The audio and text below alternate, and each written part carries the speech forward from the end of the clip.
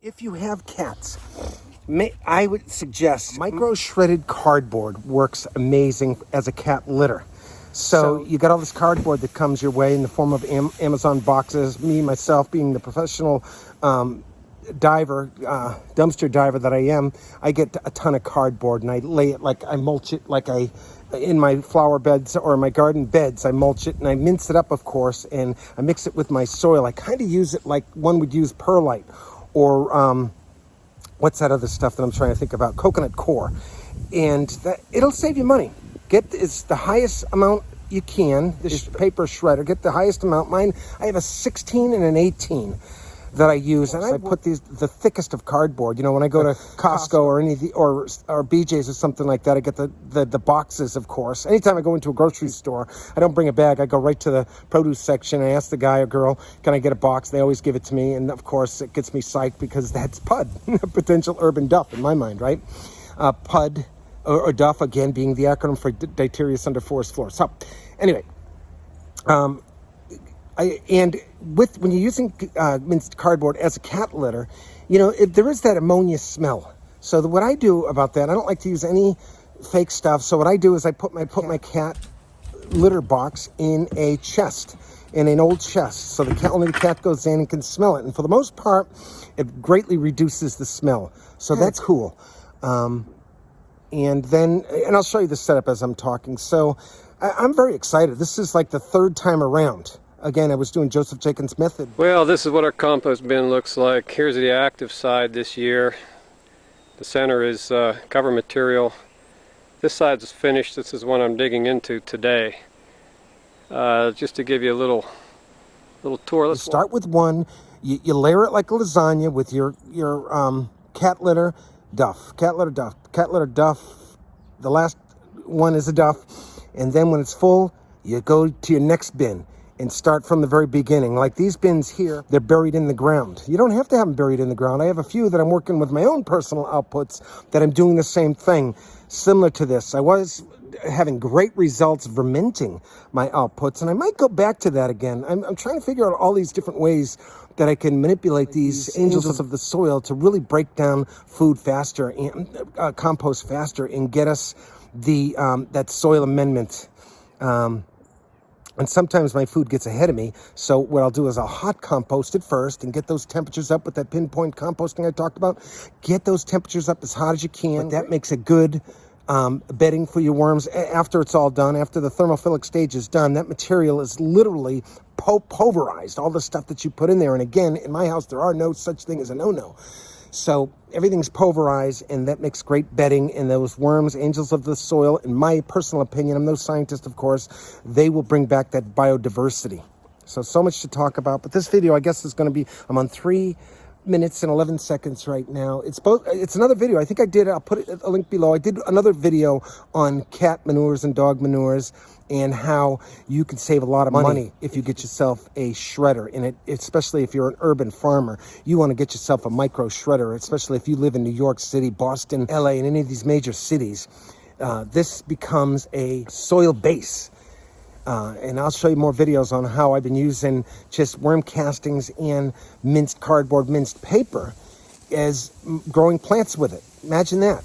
So it's all about closing the loop, folks. And nobody's going to do it but us. We have to do it ourselves, and we have to learn how to make soil as if our lives depended on it, because in all reality, it does. We got to teach our children very young how to do it. That's where many of the jobs are going to come from, urban farming jobs, real jobs where we start taking care of each other and taking care of the planet. So I'll add some video within this video to give you try to give you a better understanding of what I'm talking about. All right, this is the shredder I'm working with. It's a micro shredder, 16 pages. I have another one that's 18. I can't really tell the difference between the 16 and the 18. I got this one for under $100 at Costco, and I got the other one at BJ's. I think I got the 18 at BJ's. Get the biggest one you can. I work this like a workhorse. And these cardboard boxes are so thick. You know those cardboard boxes you get at Costco or BJ's? Pizza boxes all day long. As long as they're clean, little grease on it, doesn't matter. It helps lubricate the machine itself. And I've also been dabbling with printed paper. Not with a glossy. This is kind of glossy, I see. But So I try not to get the glossy because sometimes there's plastic in it. But I've been messing around with printed paper. I just started doing that because, folks, I want to break down anything that comes my way. I do not want to send it to the landfill.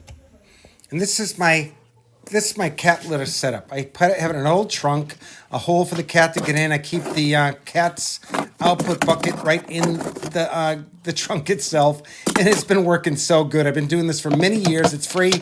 It pays for the shredder easily. So if you have cats, think of minced cardboard as your cat's litter because it works amazing.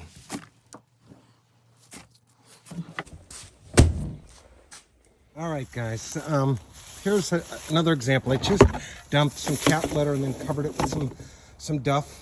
And this is the one. Now that this is full, as far as I'm concerned. So now I'm taking this one that was up to about here, and this is what all that minced cardboard and litter look like at the end. And I'm finding a ton of red wigglers in here with cocoons the deeper I go down. Now, this is all the end result of cardboard and cat litter. And again, the science is there where vermiculture does greatly reduce pathogens. Now, it's been very cold here in New England. It's January 7. And these worms, the deeper I go, the more I seem to find. And I've just did my wheelbarrow here, and I've been finding all kinds of cocoons in here. And it's just been an amazing. What I'm going to do is I'm going to get all the stuff. This is all the stuff I just dug up. This isn't quite finished. I could have went, this one, I just filled this, put duff, like I said, and I could have went a longer time. By the time my cat bucket is full, the next time will be another month, right? Or at least 3 to 4 weeks. So I could have waited on that, and these worms, of course, would have worked even more than this. But I'll put these guys to work in my basement and try to, even though they're doing fine, I could have left them in there, in here, in this cold weather. This stuff in this bucket is the stuff I was just finding so many baby reds in here that I wanted to put it aside, and I'll just add this right to a Vernmenting bin that I fill with organic matter. Or maybe I add my cat litter and stuff in here, and then I always cover it. Always cover. This is a dry, right? This is carbon you cover it with. Of course, that's what it ends up looking like.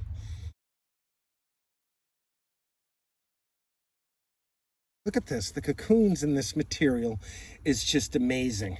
This isn't quite ready, but if I put this in a tower by spring, probably another 4 or 5 months, this certainly will be ready to grow some. Worried about pathogens in your food plants, you can at least spread it in your flower beds, right? I'm going to close it right now. God bless everybody. Happy New Year. Over and out. We will most certainly heal this planet, one urban farmer at a time.